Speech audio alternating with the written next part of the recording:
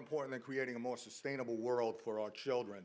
Leading by example with innovative energy-saving technologies and performance contracting, one finance mechanism that is available, and you're going to hear about more later, that every school can and should do.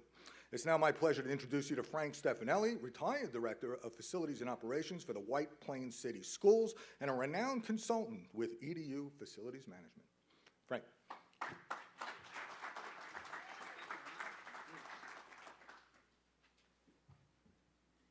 Thank you, everybody. I want to thank the BCW. I also want to thank NYSERDA, Con Ed, and NYPA because they're our partners, and all of you, because we couldn't do what we do without everybody. It's a team, and that's what it's all about. We know from the past that our students cannot learn remotely. They got to be in schools, and they got to be safe, they got to be healthy, and we got to maintain them. And that's why I'm here today, to talk about that. Let's see.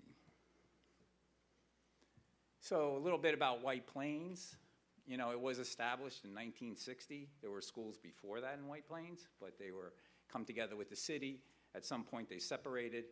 We have 5 elementary schools, 2 secondary schools, and 1 huge high school. The high school is 400,000 square feet, holds about 2,200 students, and we have about 147 acres. We have fields all over them. More going to turf instead of grass. $4 million a pop. They're not cheap.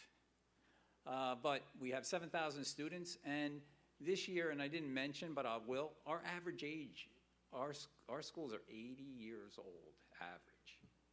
Built in 1925 and 1930. They are quite a set of buildings. They are beautiful buildings. They're well maintained, and I think because of the taxpayer, and I appreciate that. Go real quick, we had an energy performance contract that we did. Our savings, so we went from fossil fuel, heavy oil, went to number 2. All our schools are dual fueled. We have 2 boilers, mostly 2 to 4 boilers at each school. Our school's average size is 120,000 square feet, so I said the high school's 400,000. Which the high school will be adding on right now, another 50,000. We'll make it 450,000. I can't even believe it, but it's happening right now, and that's why I'm still consulting with the district. We cover our first ECM was about 839,000. That's when we put dual fuel at all the schools. You know, we're even moving away, and I'll tell you in the future what we're doing. But these are just some of the projects we did. We expanded our building management system, VFDs. Our average bill for energy, our yearly bill is about $1.2 million in electric rate. Our natural gas is about $1 million. So that's what we're currently paying. Without that savings, the 830,000, 850,000 helped us go through and help us with other things, improvements. We've already went through steam valves, all our buildings, about a majority of them, I think 4 of them are all steam plants. So we bring steam. It's kind of hard to put a hot water system in a building that's 3 floors and it's all brick building, solid brick, you know, so it's very difficult. We replaced all the windows. We've maintained all the schools, and I think that's the Board of Education supports facilities, which is really a good thing. I see some other school districts around, and we try to help them, but we don't see that kind of support in some school districts.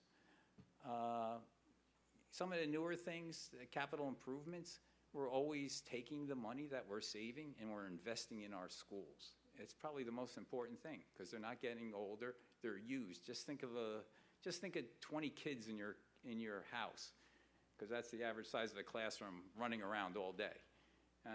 Somebody says, one parent, oh, go to Home Depot and buy a door. A door at Home Depot probably wouldn't last more than a month in the school. So we put ventilation systems, building management system. We did all that. And we took all that money and we continued to invest. Con Ed, one of our partners. I mean, just quickly, you know, we had an incentive plan. We went through all our steam traps, 1,900 steam traps. We saved quite a bit of money. If you see the energy saving, 117,000, that was 1 year.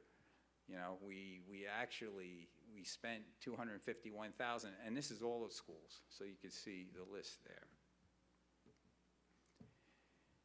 You know, Con Ed, other incentives, we did insulation jackets throughout. We replaced insulation.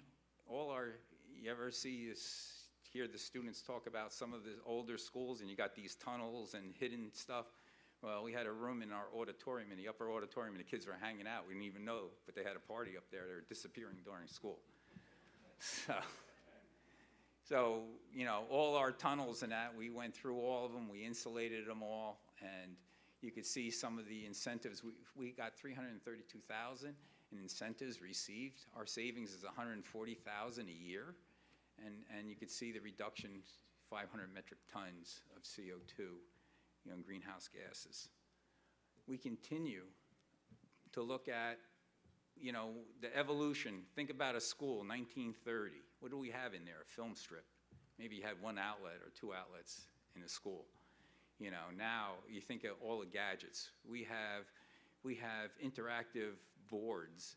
You know, we went from film strips to projectors. Now we have interactive TVs. They're 82 inches, whatever it is. Students go up there. It's pretty interactive. They're all intense. Everybody now has a laptop or an iPad. So we had to increase all our schools.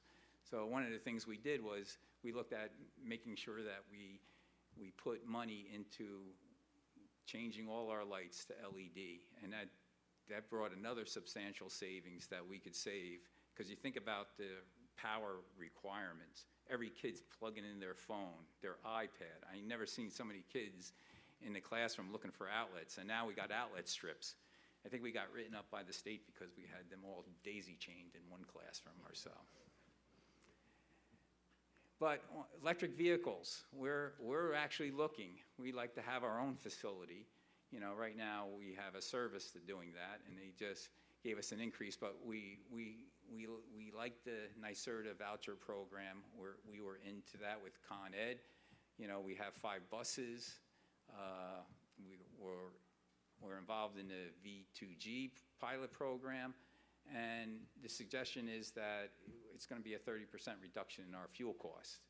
You know, our battery life is 9 to 11 years. We're hoping to use them to power the grid. And let me cut this short. I want to make sure that our current capital and future plans, if you don't know, the governor just signed legislation that now we have a minimum. Guess what? We can't be in the school if the temperature is 65 or below.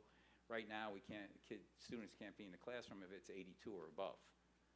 So that brought us a challenge. But we were way ahead, the school district. We just finished. We have one more school to do, but we just air conditioned all our classrooms, over 600. We put in a VFE system throughout the whole district. We're hoping that at some point we're going to shoulder and actually use the heat pump system during September, October, November, and also and change over. Once it hits 32, we plan to bring our heating plants back up. So we're hoping to heat and cool with our current heat pumps with the new system. And at the end of the day, it's all about reinvesting, and that's what we've continued to do, is reinvest into the school district, the savings that we get every year. So thank you, and if you have any questions, let me know.